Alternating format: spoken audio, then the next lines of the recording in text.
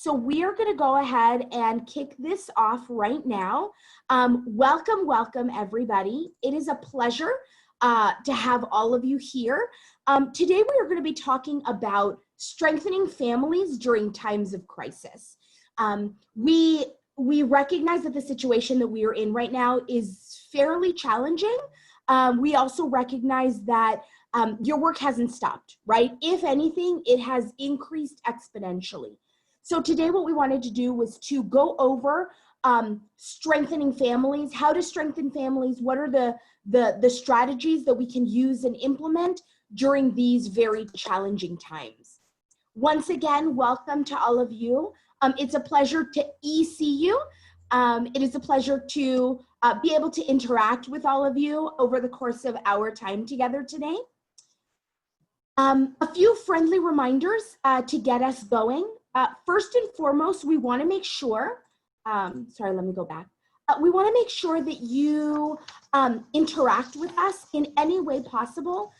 We know that this is a very different format to in-person trainings. So I can't see all of your faces. I can't read all of your facial expressions, but we definitely do want you to interact with us. So please use the features that are available, such as the applause, the thumbs up, or the chat box that will allow us to get to know a little bit more about what you're thinking, your reactions, your comments, or if you have any questions for us. Like I said at the beginning, please share your complete name for attendance purposes. That will help us know who's here and be able to connect your name with your registry profile and be able to give you the credit that you deserve. Also, let us know when you want to share something. We do want to make sure that everyone is muted throughout the entirety of this presentation. We are recording, and so we want to make sure that the audio is really, really clear as possible. And so because of that, we want to make sure that everyone is muted throughout the course of our presentation. But with that being said, if you have something to share, if you have something that you want to share with us or a question you want to ask, please use the chat box or please use the raise hand feature to let us know when you are ready to share, and we will unmute you. We'll have Carter do that so that we can interact with one another. And then finally, we're here to support your learning.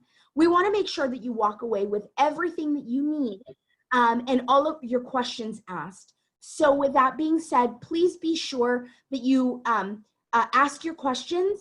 You can always send those questions privately to me as well. If you send them to me privately, I won't, obviously no one will see it other than myself, and I won't reveal your name.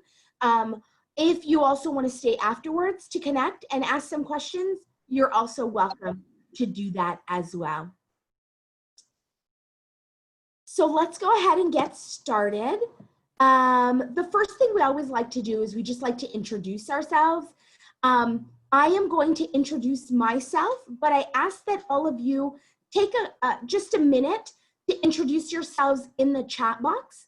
If you can share with us your name, your role in your organization, and what city do you live/work in?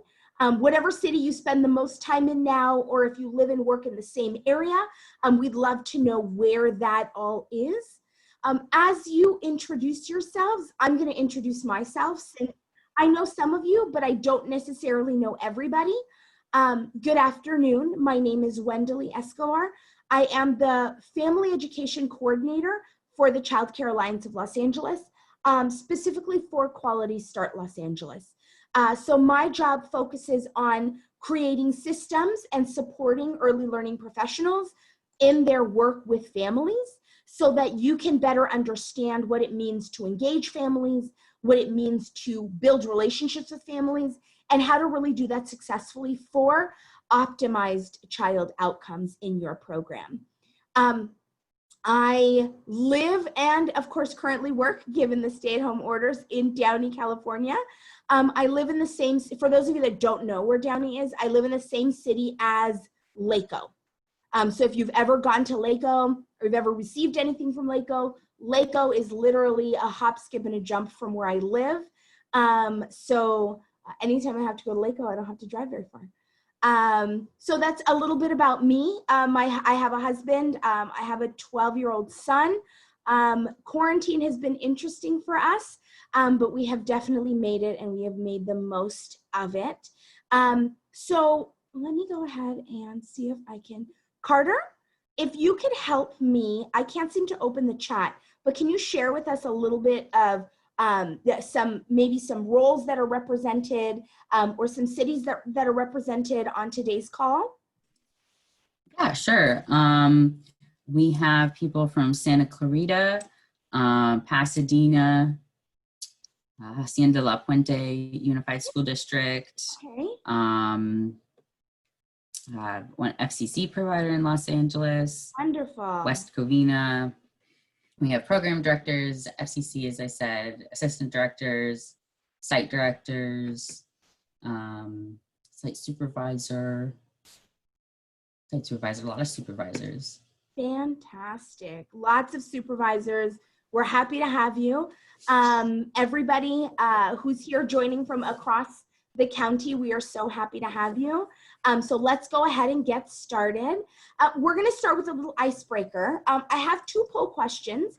The question is going to pop up on your screen, and you'll have the option to answer it, and then I will share the results with you as we go forward. So the first question focuses on strengthening families, just to help us get a sense of what you know about strengthening families.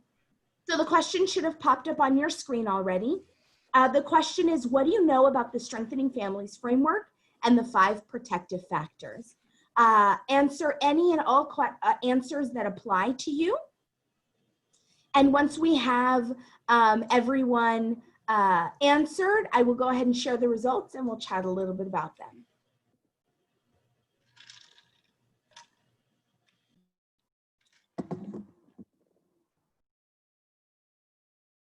Awesome, wonderful.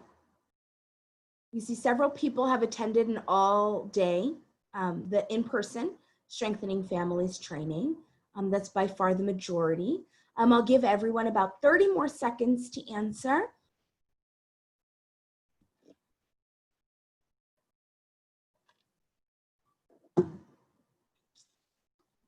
Wonderful.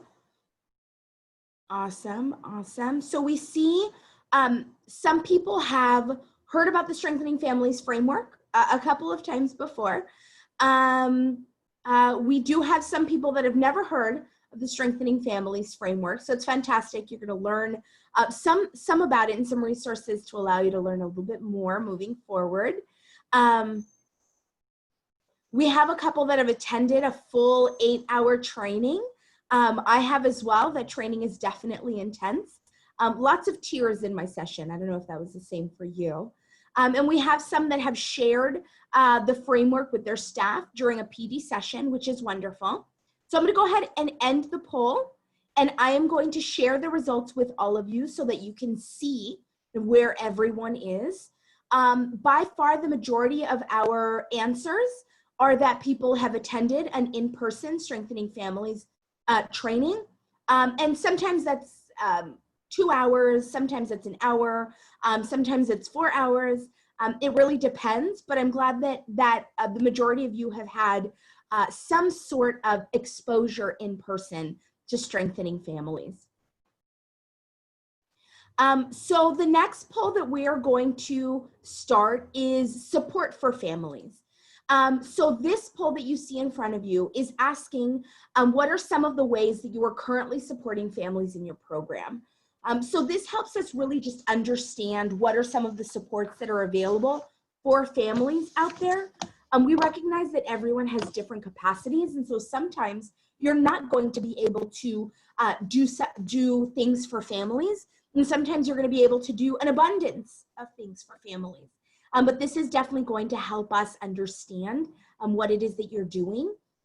For those of you that answered other, if you could share what that other is, so that we can start developing strategies and kind of learn from one another.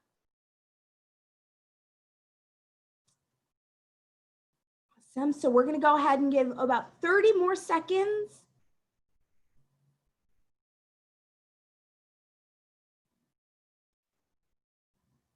Fantastic. I see someone mentioned Class Dojo. That's another a way of supporting families. So thank you for that. Class Dojo is a great resource. The majority are providing at-home activities, texting and calling and emailing families. That's always wonderful. I'm sure your families appreciate it.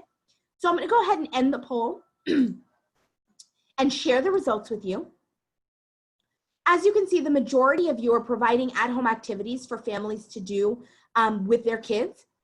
You're also, a lot of you are also calling, texting, and emailing families individually to check in, which is fantastic. Also, a majority of you are providing families with local resources, using social media. Some of you are hosting virtual parent workshops, which is awesome. If you would like to share, as of right now, I'm putting together next month's family engagement resources. And for those of you that are hosting virtual parent workshops, if you would be interested in sharing some of your experiences with me, if you could send me either privately or to the group your email address, I would love to follow up with you after this to learn a little bit more about your experiences in hosting those virtual parent workshops. So as we can see, there's a lot of you doing a lot of really wonderful and innovative things for families, which is great. And that's what we love to hear, especially during these challenging times of crisis. So now let's go ahead and jump into our topic of strengthening families during times of crisis.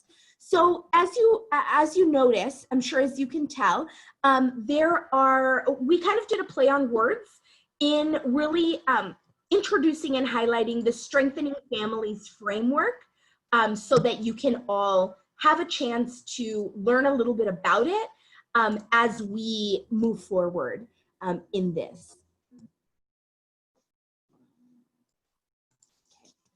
So when it comes to supporting families in times of crisis, it's really a part of what you do. It's often the unlisted resource or the unlisted job description in your lengthy job descriptions as early learning professionals. But supporting families through challenging situations is really a part of running your early learning program. It comes with the job. Sometimes families that are going through crisis situations will be open in sharing their experiences with you. And sometimes families might not be so open. And so the reason why we put this resource in this Lunch and Learn opportunity together is that we have to remember that because families might be hesitant to share some of the challenges they're experiencing, it's important that you as early learning professionals are proactive rather than reactive.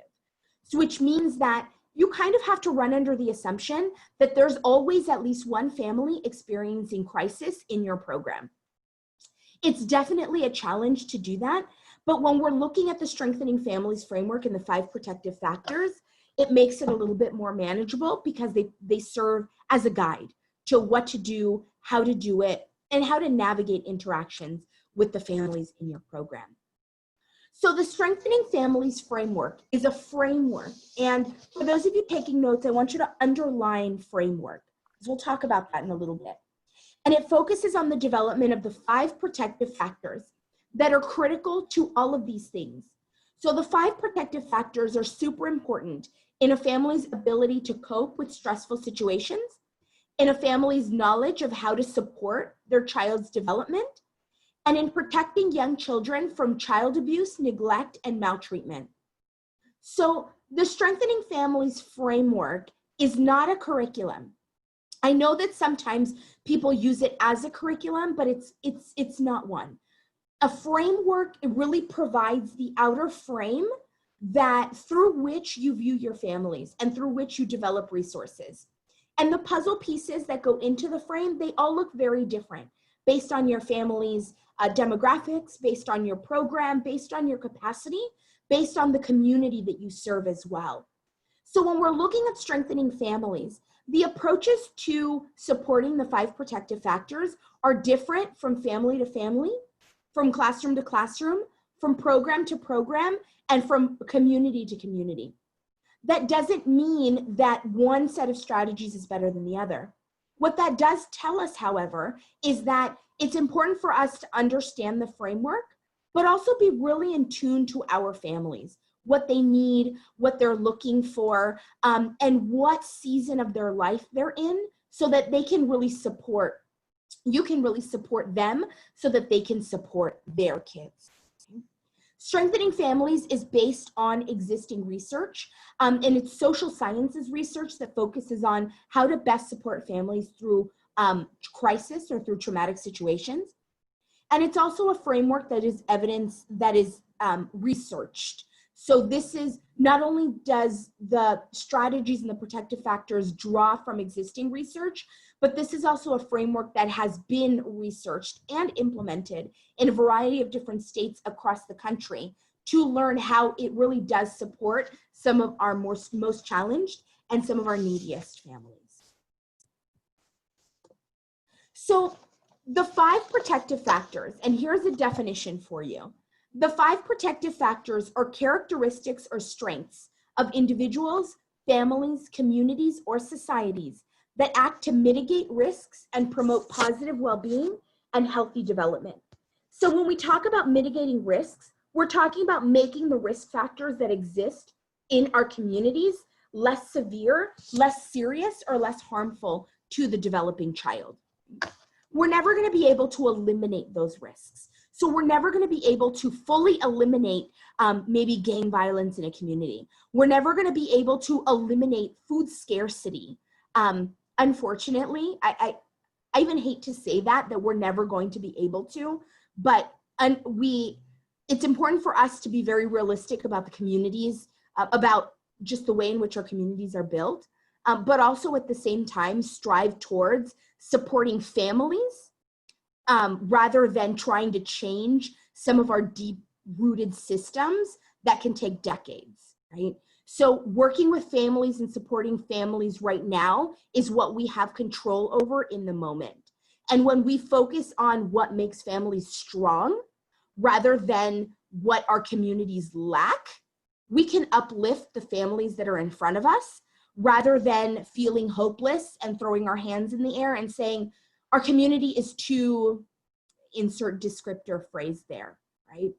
So the protective factors act as those characteristics that we can tangibly focus on that hopefully don't overwhelm us to be able to understand how to support the families in our programs.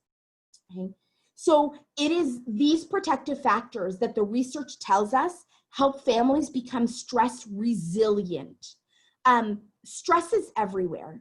And I'm sure we all have had our healthy dose of stress over the past several months. And the truth is that as much as we want to eliminate stress from our lives, it's very prevalent and it's very much something that we can't escape. It's just the nature of our lives, our work, and the way in which the human nature is, right? But when we're talking about stress, rather than focus on being stress resistant, which is immune to stress, the goal is to be stress resilient, which is having the opportunity or having the ability to navigate the highs and lows of stressful situations while still caring for yourself, strengthening your social connections, and caring for the kids in your care, right? It's really unrealistic for us to say, I'm going to eliminate the stress in my life. Everything brings stress, for good or for bad. But when we focus on learning how to navigate those stresses, learning how to strengthen ourselves, focusing on strengthening our families, then we can teach them skills that they can take with them through the different seasons of their life. And they then become stress resilient rather than stress resistant. So these are the 5 protective factors. Some of you might have seen this before in your trainings or in some of the online exposure to strengthening families that you have had. This not only breaks down the 5 protective factors, but it also provides you with a tool using your hand to be able to remember them. So the 5 protective factors are social and emotional competence of children, it's knowledge of parenting and child development, it's social connections, it's parental resilience, and then it's concrete support in times of need. So all of these 5 protective factors work together to support and strengthen families. Sometimes families will need one more than the other.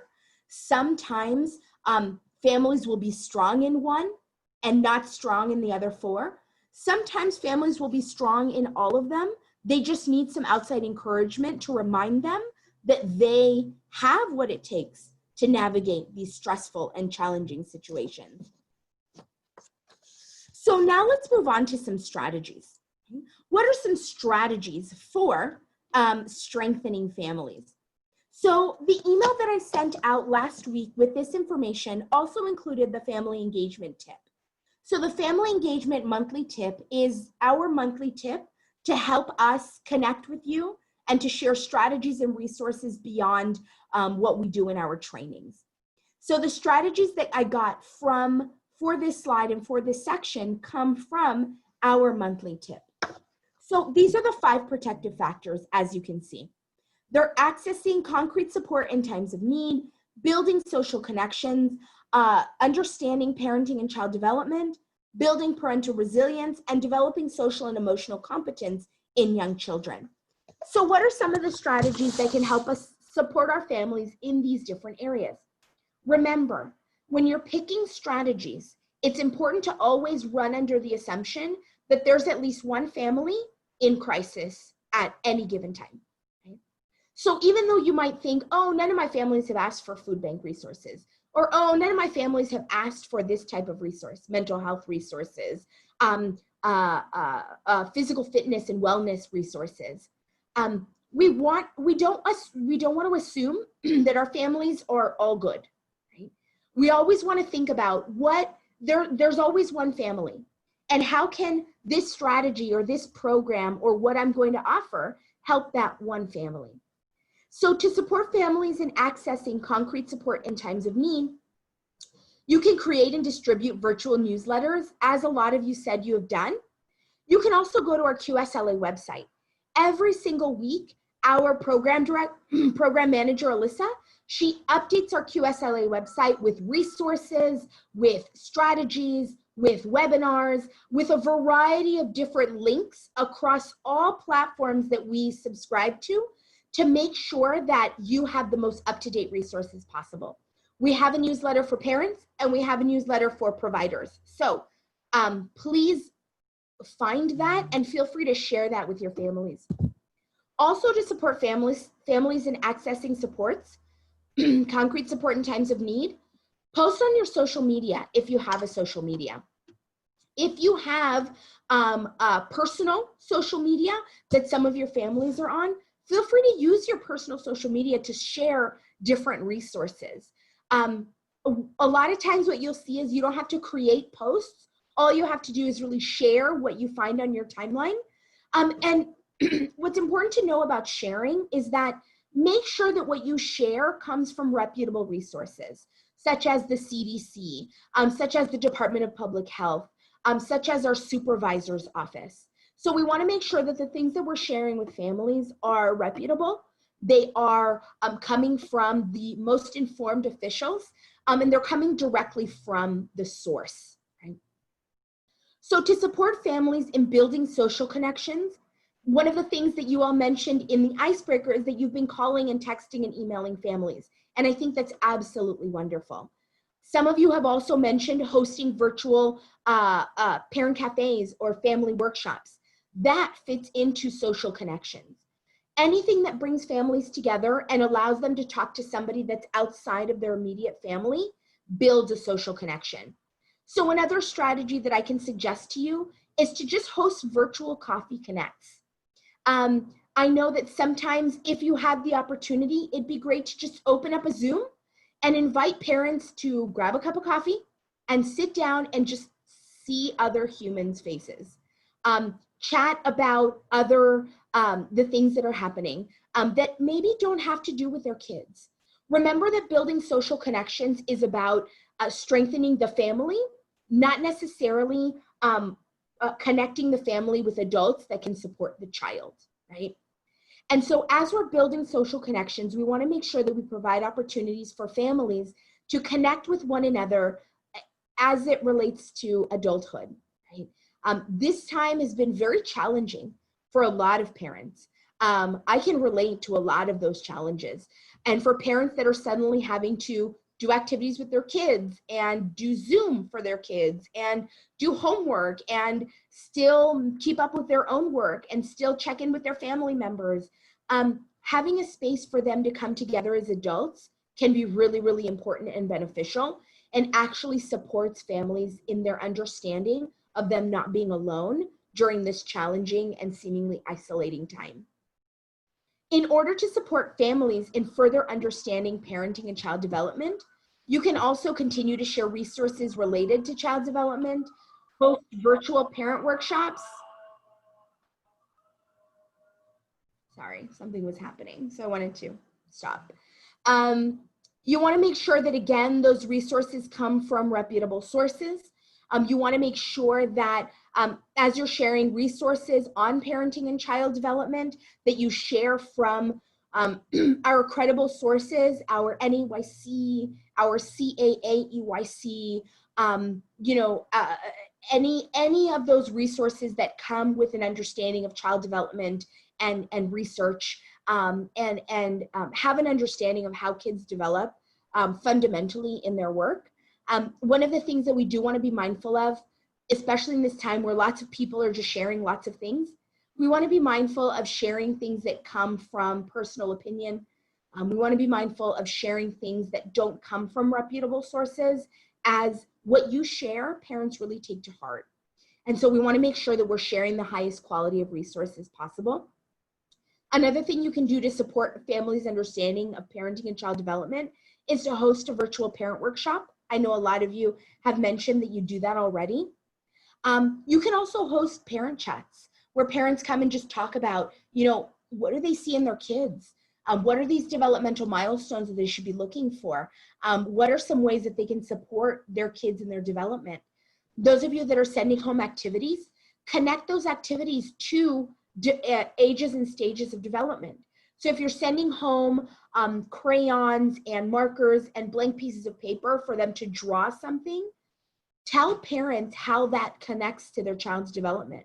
Let parents know that when children draw or color, they're developing their social and emotional skills, they're building their fine and gross motor skills, and they're preparing their literacy skills so that they can get ready to start learning how to read. So when you can do small things like that, you help build a parent's understanding of parenting, but also the stages of development of their children. To support families in building parental resilience, some strategies that we've identified include partnering with a mental health organization. Just because we are not physically able to go to offices, that doesn't mean that our mental health organizations have stopped working. In fact, they've taken on a variety of different work and have really worked diligently to shift resources and to move things online. So reach out to your local mental health organization. See if they're doing any online classes, any virtual counseling sessions, and offer those resources to families as well. Another way to build parental resilience, take the time to send words of encouragement and positivity to your families. Especially during these challenging times, it makes the world of difference when a family receives a notification or a text or an email or something that's uplifting, right? Something that speaks to them, that encourages them. I know that, quite transparently as a parent during this time, I've had many days where it's a challenge to do everything. And there's a high level of frustration that exists in households, particularly when there are multiple children, multiple adults, there's a loss in income. So if you can send words of encouragement, if you can send positivity, if you can send even, a funny video that will help families laugh, disconnect for a little bit and take a break, anything that really builds on spreading positivity and encouragement will really support families in building their parental resilience. And then finally, in supporting families in developing the social and emotional competence of their children, some of the things that you can do is you can host virtual events where families and kids come together to learn how to play together, how to talk to one another, to watch Sesame Street videos and do some dancing, whatever it is. There are lots of different opportunities for families to come together and to learn how to interact with one another. Another thing that I have actually thought about is, especially during this time of virtual connectedness, one great strategy is to create a space for families to come together and to just share some of the ways in which they or their kids are navigating these challenging times socially and emotionally, right? I know that for me as the mom of a 12-year-old, I have no idea what 12-year-olds are supposed to be doing right now in terms of their development. I went to school for kids from birth all the way up until age 8 or 6, 8, about 8.5. The day my son turned 9, I really stopped knowing what to do. And it was up to me to do the research and to do the learning, right? And especially during this challenging time, I will say that I have seen a variety of different behaviors that don't seem typical to a 12-year-old, but that are presenting themselves. And I truthfully don't know how to deal with it. So I would be so grateful if my son's school had created a space where we could just come together and talk about what are some of the ways that kids are coping, so that I could see and hear from other parents, not only strategies to support my son, but also just to feel a little normal, just to feel like I'm not the one that's messing up, that it's the situation that is messed up in general. And so in supporting families and their understanding of social and emotional competence in young children, this is where they really should be having conversations with one another and learning about what is okay emotionally. How do we support our kids socially when we are isolated and quarantined? How do we engage in social interactions in the age of social distancing? And even though you might not have the answers to those questions, creating a space for parents to learn from one another is probably one of the best answers that you can have during this time. So we wanted to put together some resources to support you in strengthening families. In addition to the resources that we send out weekly, and in addition to some of the resources that I mentioned earlier, Sesame Street Communities has a caring for one another set of resources. I don't want to say it's a kit, but it's like a virtual kit. And that's the web link, and we'll send it to you after this presentation.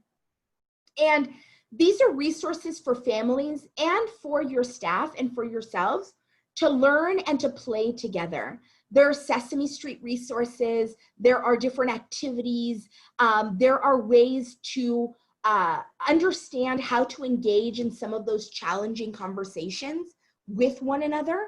And so Sesame Street is a great resource for you to go and to learn about some of the ways, especially from Sesame Street, that has some of our beloved characters, and that really understands how to break things down as it relates to the age and development of the child. This is a really great opportunity and a great resource for you to capitalize on. Also, the Center for the Study of Social Policy. This is the center that Strengthening Families and the 5 Protective Factors came from. And these are some additional resources that have been created especially for this time. So there are some resources on strength-based practice in troubling times, in building resilience in troubled times, a guide for parents that you can share with parents.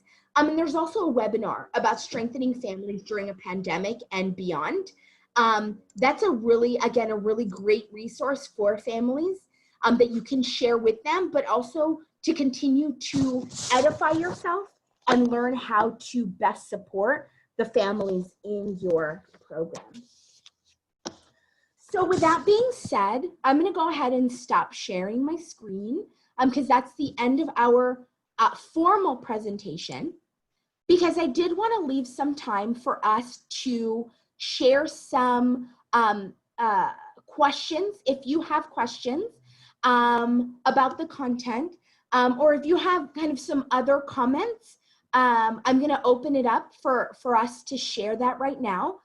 So if you have a question, you can go ahead and either raise your hand or throw it in the group chat, or send it to me directly so that I can answer it.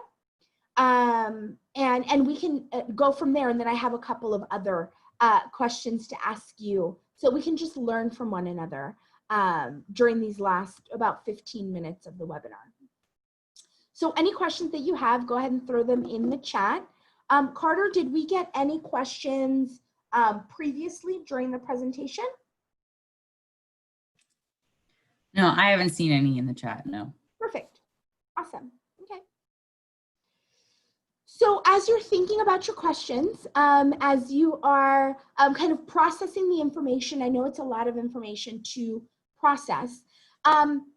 One of the questions that I thought about, that I was reflecting on as I was preparing for this, is what are some of the ways that you yourselves have managed and navigated the stress of these times? What are some strategies? What are some maybe encouraging words that you repeat to yourself? What are some of those ways that you have been able to navigate this stress during this time? You can raise your hand, you can unmute yourself and share.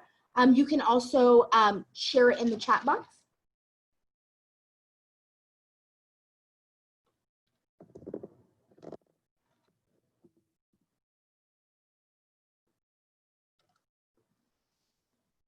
Someone mentioned going for a drive. I think that's a really, really great way to just kind of get out and to navigate stress. I don't think I ever really realized how stressful it is to just be at home. Especially for me, you know, I have my husband, I have my son, and we're always juggling about 50 different things at one time. And so it's definitely been a stressful time to learn how to navigate sharing a space. And our space isn't very big, so it's not like we have a giant backyard or like a west wing where I can be like, I'm going to my wing and I'm leaving you here. We definitely don't have that. So it's definitely been a challenge to navigate how to share a space and how to be conscious and mindful of each other in the space that we have. Somebody said gardening, sitting outside on your patio. You know, it's so interesting these days. I feel like we've gotten busier, at least us in the office.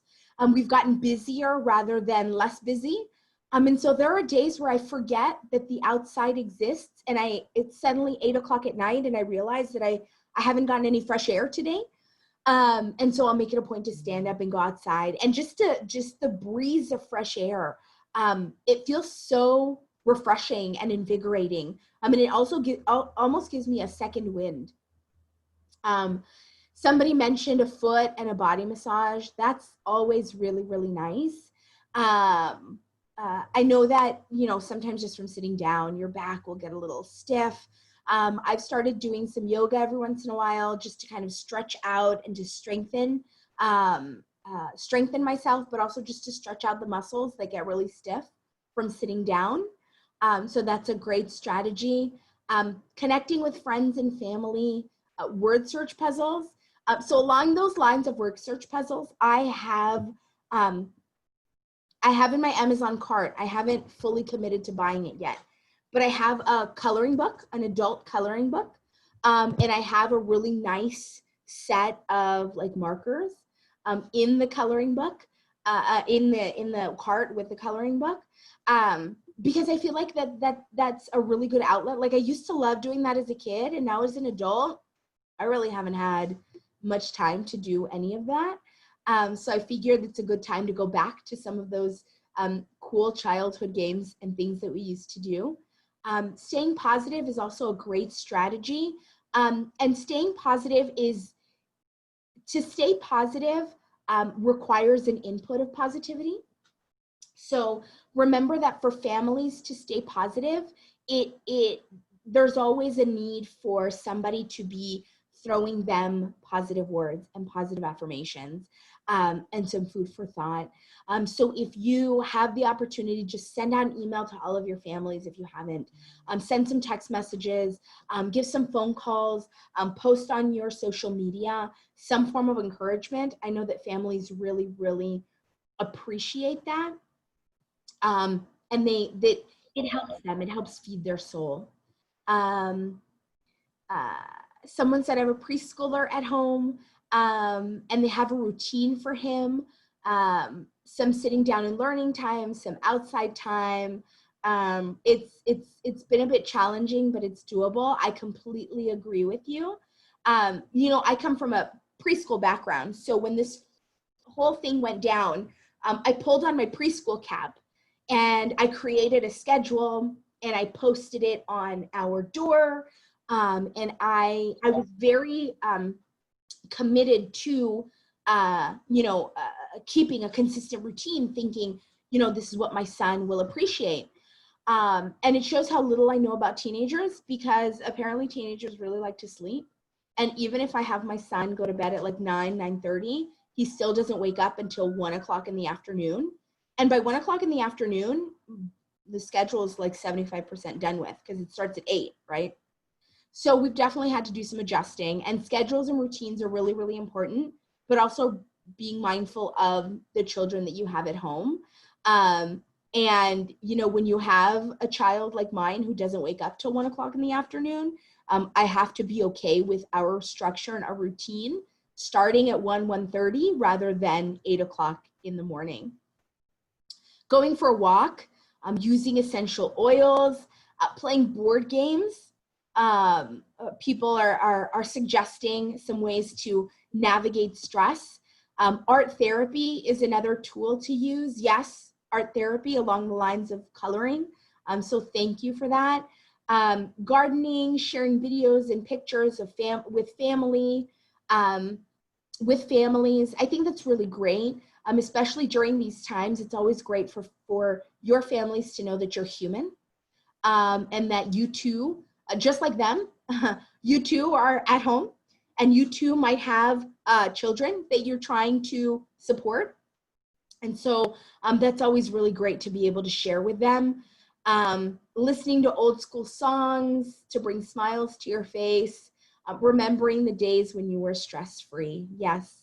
I think I remember those days as well, when we were stress-free. I love these ideas. I think these are all incredibly great ideas. And I'm pretty sure that just like these, there are tons more where you came from. I know that some of my friends have done some baking and some cooking. I can't say that I've jumped on that bandwagon because I didn't do it in normal life. It's not something that really interested me. So being in the kitchen when I'm always at home doesn't interest me any more than it did before. But definitely baking and cooking are some ways that people are relieving stress. Dancing in your living room, of course, or in your bedroom, in your kitchen, wherever it is that you have the space in your garage. Working out is definitely a great way to stay positive and to get those endorphins going. Ultimately, at the end of the day, what we really, really want to make sure that you all know is that the Strengthening Families framework is there for you to support families as they navigate their challenges, but it's also there to support you as well. Those 5 protective factors provide a jumping off point for you to really be self-reflective in your life and in how you do things and in how you navigate stress, so that you can maybe learn a little bit more about yourself and in what areas you can strengthen yourself in, right? So maybe this time has made you realize that you could stand to have a little bit more access to concrete supports in times of need. Because you're so focused on supporting your family, sometimes you forget to support yourself, right? And so that can be something that you can start building up in your life and in your repertoire. Maybe for some of you, it's you want to build your social connections. And that's definitely something that you can start doing, particularly now, as there are increased opportunities to connect virtually. I feel like even though we're in a time of social distancing, I have seen so many more opportunities to come together virtually than before, which I think is incredible. And the reason why I think it's incredible is because it goes back to our topic last month of family engagement in the digital age. And what I've noticed is that these opportunities, digital opportunities, they increase access. Simply just looking at our group today, we have people from all across the county.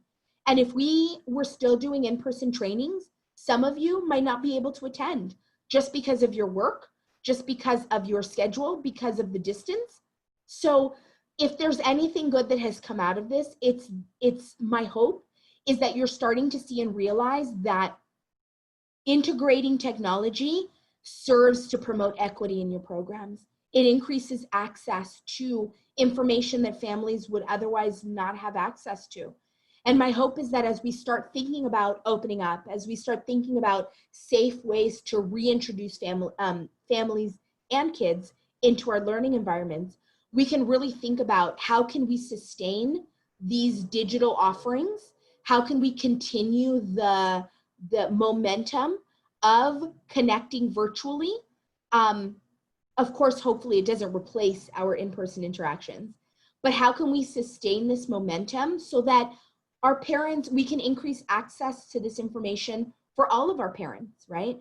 Maybe our parent meetings can now be in person and digital. Our orientations can be in person and digital. Our parent workshops can be in person and digital. And the only thing that does is that supports more families being able to jump on, being able to have access than would have if you just did it in person, right? So my hope is that you can really start thinking about, and what you take away from this is that there are so many different opportunities to support families during this time. Use the Strengthening Families framework and the 5 protective factors as a framework, as a guide, as a foundation. There's tons of resources online related to strengthening families, including training. So if you've never known what this is, there's a free training online that we can definitely send you a link to after this webinar to support your increased knowledge in knowing about strengthening families, in knowing about the protective factors, but also in really gathering an understanding of how to support families. What can we be doing centered around the 5 protective factors? When you have something that comes from research, and when you have something that provides you with a framework, filling in the pieces is a little bit easier. It's developing that framework, that firm foundation that can be really challenging at times. We are here to support you in your move towards understanding strengthening families. As we look to planning our next fiscal year, our hope is to integrate strengthening families into the work that we do, whether it's digitally or in person. We really don't know what that's going to look like yet. But we hope that this has given you a taste of what it is, a sneak peek, if you will, if you've never had the opportunity to experience it or to learn about it, so that you can start thinking about what are the ways that we can integrate this into our work with families? How can we support families and strengthen them so that we can not only fortify families and support them becoming stress resilient, but also so that we can protect kids. What we know is that when families are strengthened and when families are stress resilient, they're less likely to take their stresses and their frustrations out on their kids because they have a solid support system upon which to build off of and connect with. And they're able to get their needs met, and they feel capable of getting their needs met in the process. So with that being said, I'm available to answer any final questions if you want to throw them in the chat, if you want to hang out while people leave. But before you exit, the one thing we would like you to do is if you could type in your name, once again, just your name, into our chat. It will help us make sure that everyone that started off the meeting ended the meeting with us, and just kind of connect and provide you with PD credit. Thank you for your time. Thank you for your willingness to learn a little bit more about strengthening families. We hope you got something out of today, and we hope to see you at our next webinar. Moving forward, our webinars will be twice a month, one in English and one in Spanish. They will be the second to the last and the last Thursdays of every month. So be on the lookout for those. And we're also working on putting together some more virtual training opportunities for all of you. So be on the lookout for those as well. Thank you all. Have a beautiful rest of your week. Have a beautiful rest of May. And we hope to see you all soon. Thank you very much. Oh, it's Tuesday for the webinars. They'll be on Tuesdays. Tuesday, thank you.